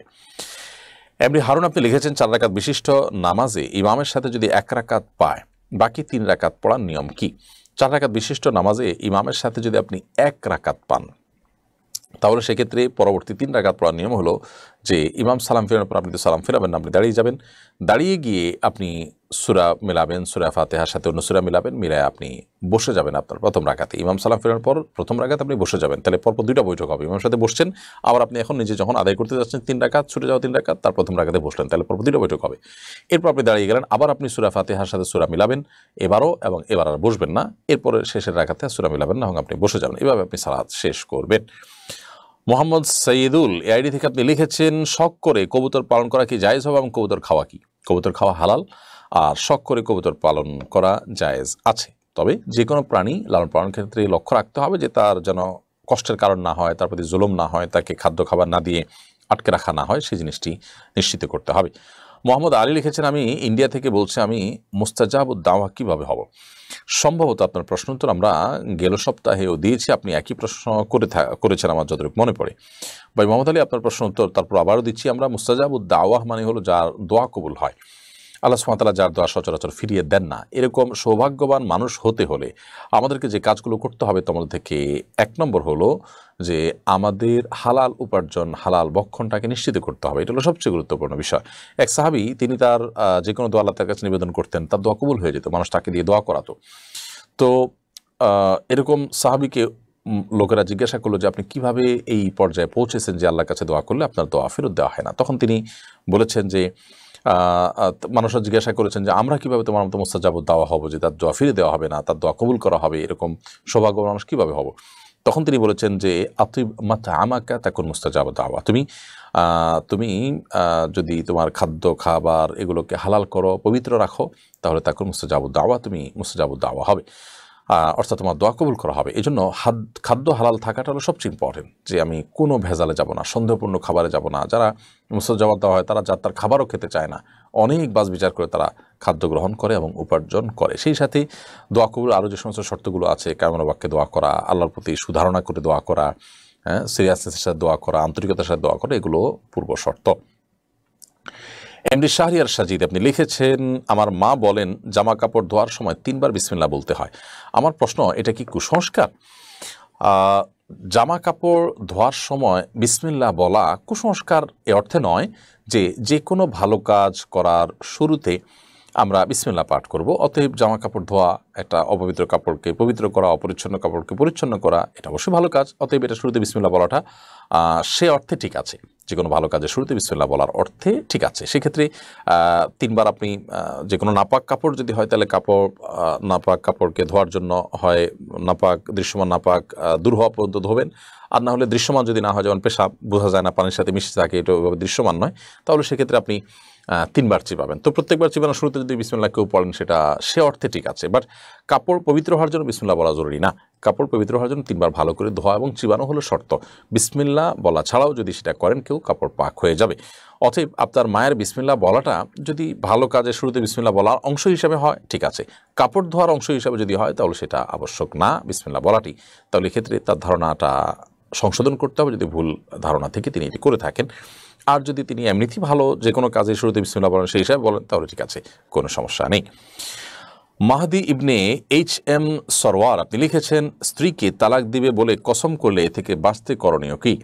স্ত্রীকে তালাক দিবেন, আপনি শপথ করেছেন, কিন্তু পরবর্তীতে স্ত্রীকে আপনি তালাক দেননি, তাহলে শপথ ভঙ্গ হয়েছে।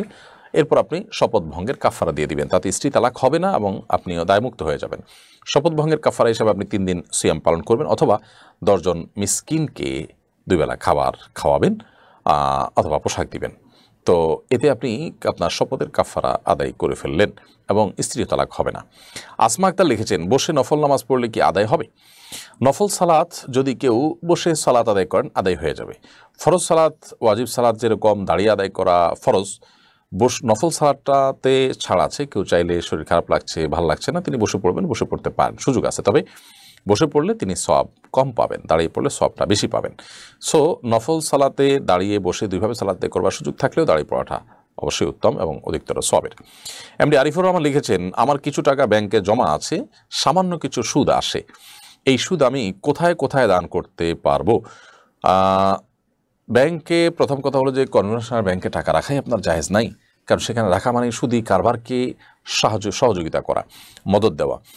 আপনি ইসলামী ব্যাংকিংয়ে টাকা রাখার চেষ্টা করবেন। এরপরেও সন্দেহপূর্ণ যে টাকাটা আসে অথবা যেখানে আপনার ইচ্ছার বাইরে টাকা রেখেছেন সেখান থেকে সুদ আসছে, তাহলে সেক্ষেত্রে আপনি যেটি করবেন সেটা হলো যে সেই টাকা সওয়াবের নিয়ত করা ছাড়া কাউকে দান করে দিবেন। এবং সওয়াবের নিয়ত করা ছাড়া যদি আপনি কাউকে দান করে দেন তাহলে সেক্ষেত্রে ইনশাআল্লাহ আপনি দায় মুক্ত হবেন। এইচ জাকারিয়া ইসলাম সামির লিখেছেন, গাঁজা খায় এরকম বন্ধুর সাথে চলতে পারবো?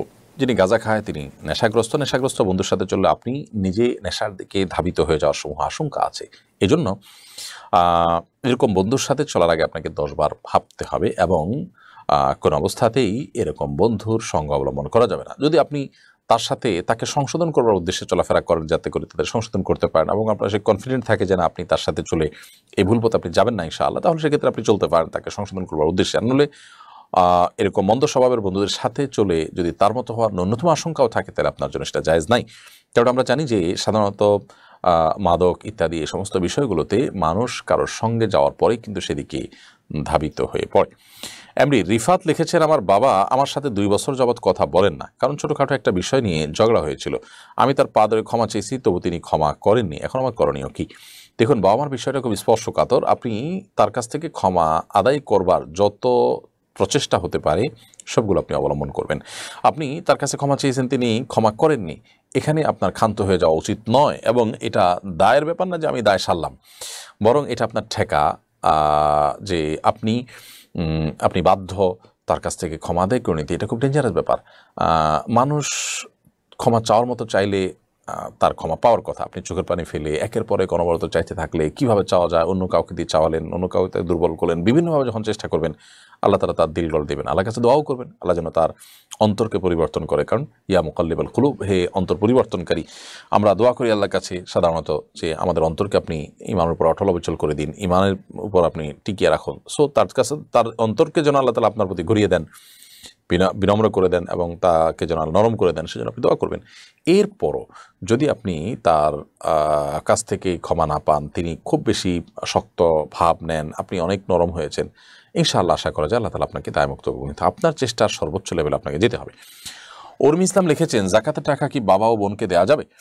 জাকাতের টাকা নিজের বাবাকে দিতে পারবেন না, কিন্তু বোন যদি প্রাপ্তবয়স্ক হয় এবং আপনার একান্নভুক্ত না হয়, আপনার অধীনস্থ না হয়, তাহলে আপনি দিতে পারেন। অনেক সময় দেখা যায় বাবা নাই, তখন বোন যদি ছোট হয় তাহলে ভাইয়ের উপরে কর্তব্য হয় ভাই বোনকে লালন পালন করা, সেক্ষেত্রে জাকাতের টাকা দেওয়া যাবে না। কিন্তু বোন যদি বিয়ে শাদী হয়ে গেছে, স্বামীর সংসারে চলে গেছে, এখন স্বামীর উপরে তার দায়িত্ব, স্বামী দিতে পারছে না বা গরিব অসহায় বোন, তাহলে সেক্ষেত্রে বোনকে আপনি অবশ্যই জাকাতের টাকা দিতে পারবেন।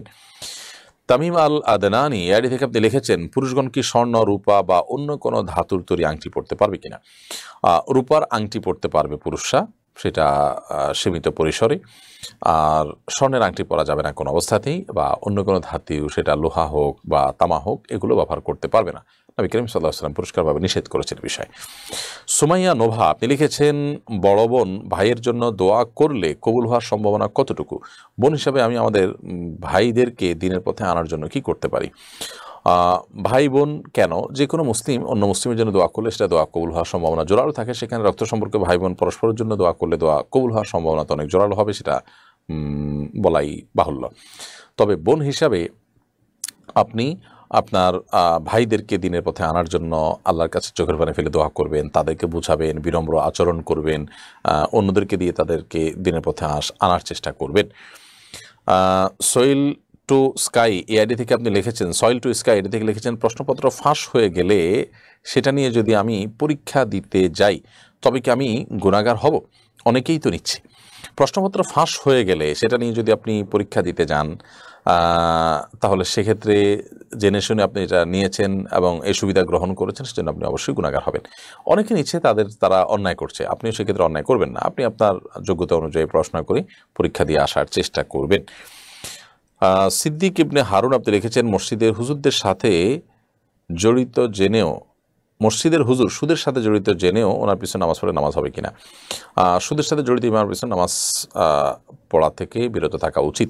বিশেষ করে এরকম ব্যক্তিকে ইমাম হিসাবে নিযুক্ত করলে সেটা গুনাহের কারণ হবে কর্তৃপক্ষের। তাদের উচিত হবে এরকম ইমামকে পরিবর্তন করে অন্য কোনো ইমাম নিযুক্ত করা, ভালো কোনো ইমাম নিযুক্ত করা। আর আপনি যদি জানেন যে তিনি সুদের সাথে জড়িত, তাহলে অন্য কোনো মসজিদে গিয়ে অন্য কোনো ইমামের পিছনে নামাজ পড়বেন, অথবা নিজে ছোট কোনো পরিসরে হলেও জামাতের ব্যবস্থা করবেন। যদি কোনো বিকল্প পথ খোলা না থাকে জামাতের, তাহলে একাকী পড়ার চাইতে অবশ্যই এরকম পিছনে নামাজ পড়লে আপনি দায়িত্বমুক্ত হবেন, সেক্ষেত্রে আপনার কোনো গুনাহ হবে না। এরপরে রাবিনা রহমান চৈতি আইডি থেকে আপনি লিখেছেন, গর্ভাবস্থায় সারাদিন প্রচুর পরিমাণে পানি খাওয়ার প্রয়োজন হয়, এমত অবস্থায় কি রোজা না রাখার সুযোগ থাকবে? যদি প্রচুর পরিমাণ পানি না খেলে আপনার অসুবিধা হতে পারে চরম পর্যায়ে, এরকম হয়, তাহলে সেক্ষেত্রে রোজা ভাঙতে পারেন। কিন্তু এটার জন্য একজন দিনদার ডাক্তার, যিনি রোজার গুরুত্ব বুঝেন, আবার আপনার শরীরের কন্ডিশনও ভালো বুঝবেন, এরকম ডাক্তার, বরং একাধিক ডাক্তার যদি আপনাকে সতর্ক করেন যে আপনি রোজা রাখতে পারবেন না, তাহলে সেটা আপনি করতে পারেন। আর যদি সেরকমটি না হয়, তাহলে সেক্ষেত্রে আপনি এই ঠুনকো অজুহাতে রোজা ভাঙার সুযোগ থাকবে না। যেমন আমরা রাতের বড় একটা অংশ ঘুমিয়ে থাকি, আমরা তো তখন পানি পান করি না। তো আপনি যেটা করতে পারেন যে রমজান মাসে দিনের বেলা সমস্ত কাজকাম, রান্না বাড়া, অন্যান্য কাজকাম করলেন, আর দিনের বড় অংশ আপনি শুয়ে থাকলেন, ঘুমিয়ে কাটালেন, তাহলে সেক্ষেত্রে আপনার জন্য রোজা রাখাটা সহজ হবে। তো এরকম বিভিন্ন ওয়েতে আমরা রোজা রাখার চেষ্টা করতে পারি।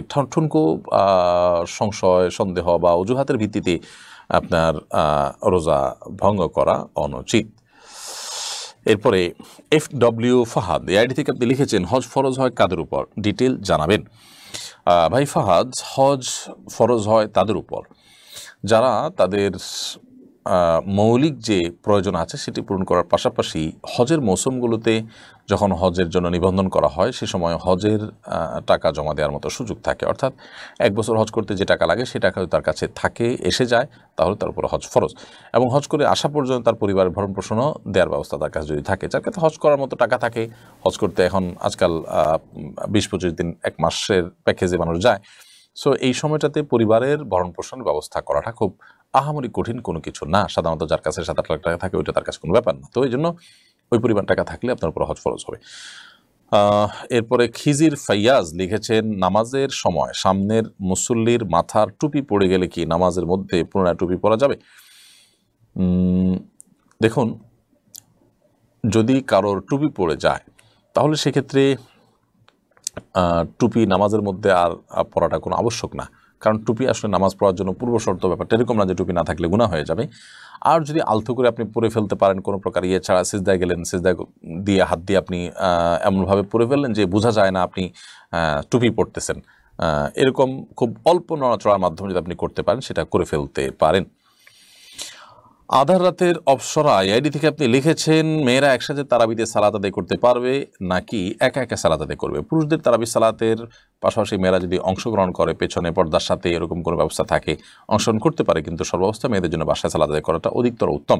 আর বাসায় সালাত আদায় করলে তাদের আলাদা জামাত থাকতে পারে, সেক্ষেত্রে কোনো পুরুষ যদি তাদের জামাতের ব্যবস্থা করে, বা আপনার প্রাপ্তবয়স্ক কোনো ছেলে যদি করে, পর্দার সাথে যদি তারা অংশগ্রহণ করে, সেটা জায়েজ হতে পারে বিভিন্ন শর্তে। কিন্তু শরীয়ত আসলে তাদেরকে ঘরে তাদের মতো করে সালাত আদায় করার পরে উৎসাহিত করেছে বেশি। আসাদুজ্জামান লিখেছেন, ইমাম নামাজ শুরু করার পর ঠিক রুকুর আগে যদি জামাতে শরিক হই, তখন কি সানা পড়তে হবে? ইমাম নামাজ শুরু করার পর রুকুর আগে যদি আপনি জামাতে শরিক হন, তাহলে সেক্ষেত্রে সূরা ফাতিহা এবং অন্য সূরা তেলাওয়াত ইমাম রত থাকলে আপনি সানা পড়বেন না। আর যদি তারা ইমাম সূরা ফাতিহা বা অন্য সূরা শুরু করেন নাই, এরকম অবস্থা আপনি যুক্ত হন, তাহলে সেক্ষেত্রে আপনি সানা পড়বেন। সঞ্জিদা ইয়াসমিন লিখেছেন, কোনো ব্যক্তি মারা যাবার পর সে মৃত্যু পরবর্তী জীবনে কেমন আছে তা জানার কোনো উপায় আছে কিনা? আমরা মৃত্যু পরবর্তী জীবনে যখন চলে যাই, সেটাকে বলা হয় আলামুল গায়ব বা অদৃশ্যের জগৎ। সেটি ব্যাপারে আমাদের জানবার বা নিশ্চিত হওয়ার কোনো সুযোগ নেই যে তারা কেমন আছেন, কোনো উপায় নেই। আল্লাহ সুবহানাহু ওয়া তাআলা অনেক সময় আমাদেরকে বিভিন্ন ইন্ডিকেট দিয়ে থাকেন শব্দের মাধ্যমে, তখন সেগুলো থেকে আমরা বিভিন্ন ধারণা নিতে পারি, কিন্তু নিশ্চিত কোনো কিছু আসলে বলার কোনো সুযোগ নেই। মানিক সাহেব এআইডি থেকে আপনি লিখেছেন, কোরআন মাজিদ মোবাইলের অ্যাপসে পড়ে খতম করলে কি পরিপূর্ণ সওয়াব হবে? আপনি কোরআনে কারীম যে কোনো কিছু থেকে দেখে তেলাওয়াত করেন না কেন, ইনশাআল্লাহ বিদিনে আপনি সওয়াব পাবেন। অতএব আপনি কাগজের প্রিন্টেড কোরআন পড়েন কিংবা আপনার সফট কপি পড়ে কোরআন তেলাওয়াত করেন, যেভাবে হোক কোরআন তেলাওয়াত আপনি করলে ইনশাআল্লাহ সওয়াব পাবেন। বিধায় মোবাইলের স্ক্রিন থেকে পুরো কোরআন দেখে তেলাওয়াত করে শেষ করলে, খতম করলে ইনশাআল্লাহ বিদিনিল্লাহ আপনি পরিপূর্ণ তেলাওয়াতের সওয়াব লাভ করবেন। জান্নাতুল আলী এআইডি থেকে আপনি লিখেছেন, প্রেগন্যান্সিতে অসুস্থ থাকার কারণে নামাজ ঠিকমতো আদায় না করলে কি গুনাহ হবে? দেখুন, আমাদের অনেকেই প্রেগনেন্সির সময়টাতে আমরা অনেক মা বোন আছেন যে তারা সালাত ঠিকমতো আদায় করতে পারেন না, অর্থাৎ রুকু সেজদা করতে অসুবিধা হয়, কষ্ট হয়, পড়ে যাওয়ার আশঙ্কা থাকে। এরকম যদি হয় তাহলে সেক্ষেত্রে তারা বসে বা চেয়ার ইত্যাদির সাহায্য নিয়ে সালাত আদায় করলে সালাত আদায় হয়ে যাবে। কিন্তু সামান্য একটু ঠুনকো অজুহাতের ভিত্তিতে একটু হালকা ভয় আছে, এটার উপর ভিত্তি করে সালাত বসে বসে পাওয়ার সুযোগ না, সালাত তো ছাড়ার কোনো সুযোগই নেই, যে কোনো অবস্থাতে সালাত আদায় করতে হবে। আনিসা রহমান শাবনুর এআইডি থেকে আপনি লিখেছেন, শিরক থেকে কীভাবে বেঁচে থাকবো? শিরক থেকে বেঁচে থাকার জন্য শিরক সম্পর্কে ধারণা আমাদের নিতে হবে, কিসে শিরক হয়, কিসে শিরক হয় না, ঈমান আমল কিসে নষ্ট হয়, কিসে নষ্ট হয় না, এই সম্পর্কে আমাদের বিস্তারিত ধারণা নিতে হবে, তাহলে শিরক থেকে বেঁচে থাকা আমাদের জন্য সহজ হবে। সেই সাথে আল্লাহ তাআলার কাছে একটা দোয়া পড়তে পারি, আমরা নিবেদন করতে পারি দোয়া, আল্লাহুম্মা ইন্নী আউযু বিকা আন উশরিকা বিকা ওয়া আনা আ'লাম। আল্লাহ, আপনার কাছে আমার জ্ঞাতসারে কোনো শিরক হয়ে যাওয়া থেকে পানাহ চাই, ওয়া আস্তাগফিরুকা লিমা লা আ'লাম, আর আমার অজ্ঞাতসারে কোনো যদি শিরক হয়ে যায় সে ব্যাপারে আপনার কাছে আমি ক্ষমা চাই। তো এই জন্য শিরক থেকে বেঁচে থাকার জন্য আল্লাহর কাছে দোয়া করা যেতে পারে। আবার দোয়াটি বলছি, আল্লাহুম্মা ইন্নী আউযু বিকা আন উশরিকা বিকা ওয়া আনা আ'লাম ওয়া আস্তাগফিরুকা লিমা লা আ'লাম। নাসরিন আক্তার লিখেছেন, পুরুষ উস্তাদের কাছে কি কোরআন শিক্ষা গ্রহণ করা যাবে? কোরআন শিক্ষা দিয়ে কি হাদিয়া নেওয়া যাবে? পুরুষ শিক্ষকের কাছে যদি আপনি কোরআন শিক্ষা গ্রহণ করেন একজন নারী হয়ে, তো পর্দার আড়ালে থেকে যদি করেন, অন্য মানুষ সেখানে থাকে, আপনার সেখানে কোনো ফিতনার আশঙ্কা না থাকে, তাহলে বহু শর্ত সাপেক্ষে সেটি যায়। সবচেয়ে উত্তম হয় কোনো নারী শিক্ষিকার সহযোগিতা নিতে পারলে। আর কোরআন শিক্ষা দিয়ে হাদিয়া গ্রহণ করা সারা বিশ্বের সকল উলামা ইকরামের সর্বসম্মতিক্রমে জায়েজ, তবে যদি কেউ বিনা পয়সা করেন সেটা অধিকতর উত্তম। আশিক মণ্ডল লিখেছেন, আমি একজন ড্রাইভার, প্রায় সময় মোবিল, গ্রিজ, ডিজেল এ জাতীয় জিনিস গায়ে লেগে যায়, এগুলো কি নাপাক? শরীরে বা কাপড় লাগলে কি নামাজ হবে? মোবিল, গ্রিজ বা ডিজেল এর কোনোটি নাপাক নয়। এগুলো যদি আমাদের শরীরে বা কাপড় লেগে যায় তাহলে ওই শরীরের কাপড় নিয়ে সালাত আদায় করলে সালাত হয়ে যাবে। তবে আমাদের শরীরে যদি লেগে যায় এবং সেগুলো লেগে যদি আলাদা কোনো স্তর বা লেয়ার তৈরি হয়ে যায়, তাহলে সেক্ষেত্রে অজু করার আগে সেটা রিমুভ করে নিতে হবে। বাকি মোবিল তো আর লেয়ার পড়ে না, বা আপনার ডিজেলও লেয়ার পড়ে না। গ্রিসের ক্ষেত্রে আমি জানি না যে কোনো গ্রিস এরকম আছে কিনা যেটা লেয়ার পড়ে যাওয়ার মতো এরকম হয়, যদি হয় তাহলে সেক্ষেত্রে দূর করে নিতে হবে যেভাবে হোক, তারপর অজু করতে হবে। কিন্তু কাপড় বা পোশাকে লাগলে নাপাক হবে না, ওই কাপড় পোশাকে নামাজ পড়তে পারবেন। তবে দুর্গন্ধ আছে সেই কারণে যে অংশে লেগেছে সেটাকে ধুয়ে বা বিকল্প কাপড়ে সালাত আদায় করতে পারলে সেটা বেশি ভালো। ফাতিমা রিমু আপনি লিখেছেন, মেয়ে বাচ্চার নামের শেষে বিনতে ছাড়া বাবার নাম যুক্ত করা যাবে কিনা? যেমন আফিয়া আকবর, হ্যাঁ করা যেতে পারে, সেক্ষেত্রে বিনতটা উজ্জ্ব থাকবে। এখন বর্তমানে আধুনিক আরবিতে ইবন কিংবা বিন্ত এই শব্দগুলো সরাসরি উচ্চারণ করে খুব কম, বরং সেটাকে উজ্জ্ব রাখা হয়। সো আফিয়া আকবর রাখা যেতে পারে, যিনি আসলে আফিয়া বিনতে আকবর। দৃষ্টি মির্জা এটি থেকে আপনি লিখেছেন, 5-6 বছরের মামাতো ভাইয়ের সাথেও কি পর্দা ফরজ? 5-6 বছরের বাচ্চার জন্য তো অবশ্যই পর্দা প্রযোজ্য হবে না। সো আপনার মামাতো ভাই যদি 5-6 বছরের বয়স হয় তার সাথে আপনি দেখা দিতে পারেন। তবে 8-10 বছর হয়ে গেলে আজকাল বাচ্চারা অনেক কিছু বুঝতে শিখে এবং তাদের মধ্যে ম্যাচুরিটি চলে আসে। খুব ভয়ঙ্কর একটা সমাজে আমরা বসবাস করছি, বিধায় তখন থেকে পর্দার যে রিহার্সেলটা সেটা শুরু করা দরকার। রবিন এআইডি থেকে আপনি লিখেছেন, ঋণমুক্ত হওয়ার আমল বা দোয়া জানতে চাই। ঋণমুক্ত হওয়ার জন্য আপনার সাধ্যের সবটুকুন দিয়ে ঋণ পরিশোধের চেষ্টা করা উচিত। এর জন্য স্থাবর সম্পত্তি বিক্রি করে হলেও ঋণ পরিশোধের উদ্যোগী হতে হবে আপনাকে। পাশাপাশি আল্লাহ সুবহানাহু ওয়া তাআলার কাছে নানাবিধ দোয়া করতে পারেন। ঋণ পরিশোধের জন্য অনেকগুলো দোয়া আছে। আল্লাহুম্মা কাশিফাল হাম, লম্বা একটা দোয়া আছে, সেটা পড়তে পারেন। আল্লাহুম্মা কফিনি বিহালালিকা আন হারামিকা ওয়া আগনিনি বিফদলিকা আম্মান সিওয়াক, এটা পড়তে পারেন। আল্লাহুম্মা কফিনি বিহালালিকা আন হারামিক, আল্লাহ হারাম এর স্থলে পরিবর্তে আমাকে হালাল দিয়ে আপনি যথেষ্ট করে দিন। আগনিনি বিফদলিকা আম্মান সিওয়াকা, এবং আপনার অনুগ্রহ দ্বারা আপনি ছাড়া অন্য কারোর মুখাপেক্ষিতা থেকে আপনি আমাকে হেফাজত করুন। এই সমস্ত দোয়ার মাধ্যমে ইনশাআল্লাহ দিন আপনি আল্লাহ তার কাছে ঋণ মুক্তির চেষ্টা করতে পারেন। এম কে রাইহান লিখেছেন, আমরা দোকান ভাড়া নিতে গিয়ে যে অ্যাডভান্স টাকা মালিককে জমা দিয়ে রাখি, সেই টাকার কি জাকাত দিতে হবে? আমার দোকানের অ্যাডভান্স 5 লক্ষ টাকা, 4 বছর ধরে মালিকের কাছে ওই টাকা জমা আছে। এই টাকার মালিক যেহেতু আপনি এবং এটা যেহেতু আমানতের মতোই, অতএব আপনাকে এটার জাকাত দিয়ে যেতে হবে এবং দোকানদারও সেটা খরচ করা, দোকান মালিকও তারও সেটা খরচ করা উচিত হবে না, যেহেতু এটা আমানত। আর যদি এটাকে আপনি ভাড়ার অগ্রিম হিসাবে দিয়ে থাকেন তাহলে সেক্ষেত্রে সেখান থেকে কাটে সে কিছু কিছু করে, তাহলে তার কাছে সেটা তার জন্য এটা খরচ করা জায়েজ হবে। কিন্তু আপনার টাকা তার কাছে আছে সেই হিসাবে এটার জাকাত আপনাকে দিতে হবে, সে নয়। এরপরে উম্মে মুর্শিদ আপনি লিখেছেন, তাকবীরে উলার সময়সীমা কতটুকু? তাকবীরে উলার সময়সীমা নিয়ে ওলামা ইকরামে নানামুখী ব্যাখ্যা আছে, নানা রকমের মতভেদ আছে। অনেক ওলামা ইকরাম বলেছেন যে একেবারে সূরা ফাতিহা শুরু করার আগেই ইমামের সাথে যুক্ত হয়ে যাওয়া এটাই তাকবীরে তাহরিমা। অনেকে বলেছেন সূরা ফাতিহার মধ্যে থাকলেই হবে মূলত তাকবীরে উলা। আবার অনেকে বলেছেন যে রুকুতে যাওয়ার আগ পর্যন্ত আপনার শরীক হলে সেটাই তাকবীরে তাহরিমা হিসেবে গণ্য হবে। তো এই মতটি অধিকতর যৌক্তিক মনে হয় যে তাকবীরে তাহরিমা বা তাকবীরে উলা পাওয়া ধরা হবে যদি রুকুর আগে আগে যান। আর তাকবীরে উলার মধ্যে আপার ক্লাসের তাকবীরে উলা হবে একদম শুরুতে যদি আপনি যুক্ত হতে পারেন। এরপরে রাকা দেওয়ান আপনি লিখেছেন, আমার 10 মাসের একমাত্র ছেলে মারা গিয়েছে 4 মাস আগে। আমি ছেলেকে হারিয়ে পাগল প্রায়। নামাজের কান্না ধরে রাখতে পারি না, চোখের পানি যায় নামাজে পড়ে, এ থেকে আমার নামাজ হবে? আমি যতই সংযত থাকতে চাই কোনোভাবেই পারি না। বোন রাকা, আল্লাহ তাআলা আপনাকে সান্ত্বনা নসিব করুন, আমরা দোয়া করি। আপনার মনটাকে আল্লাহ তাআলা শান্ত করে দিন, আমরা দোয়া করি। সেই সাথে আপনাকে আমরা বলতে চাই যে আপনি সবর করুন। নামাজের মধ্যে যদি আপনি দুনিয়াবী কারণে, পার্থিব কারণে ছেলে হারিয়েছেন, সেই ব্যথার কারণে আপনি কাঁদেন এবং সেই কান্না যদি আওয়াজ হয়ে যায় তাহলে নামাজ নষ্ট হবে। আওয়াজ যদি না হয়, এমনি চোখের পানি পড়ে, তাতে আপনার নামাজের ক্ষতি হবে না। আর যদি আল্লাহর ভয় আপনি কান্না করেন, আখিরাতের ভয়ে কান্না করেন, তাহলে সেক্ষেত্রে আওয়াজ হলেও সালাতে সমস্যা হবে না। এরপরে তাহের আহমেদ মাসুম আপনি ফ্রান্স থেকে লিখেছেন, আমি আমার কর্মস্থল থেকে মসজিদের আজান শুনতে পাই না। এমত অবস্থায় মোবাইলের অ্যাপে দেওয়া আজান উত্তর দিলে কি সওয়াব পাবো?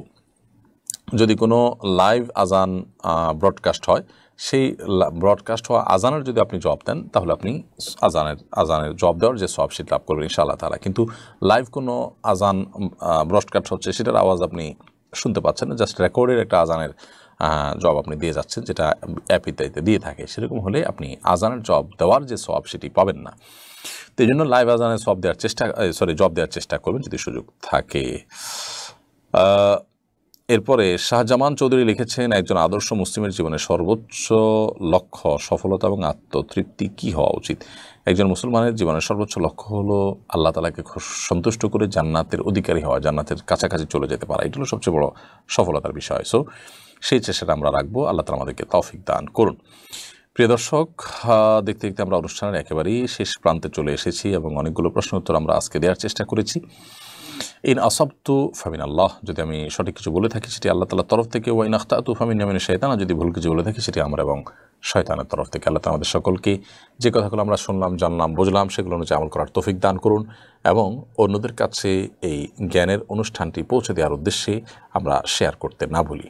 আজ এ পর্যন্ত। আল্লাহ তাআলা যদি আমাদেরকে সুস্থ রাখেন, নিরাপদে রাখেন, ভালো রাখেন, তাহলে আবারও একই সময় আগামী সপ্তাহে দেখা হবে ইনশাআল্লাহ তাআলা। সে পর্যন্ত সকলকে আল্লাহ তাআলা ভালো রাখুন, নিরাপদে রাখুন, সুস্থ রাখুন। জাযাকুমুল্লাহু খাইরান। আসসালামু আলাইকুম ওয়া রাহমাতুল্লাহি ওয়া বারাকাতুহু। আস-সুন্নাহ ফাউন্ডেশন, উম্মার স্বার্থে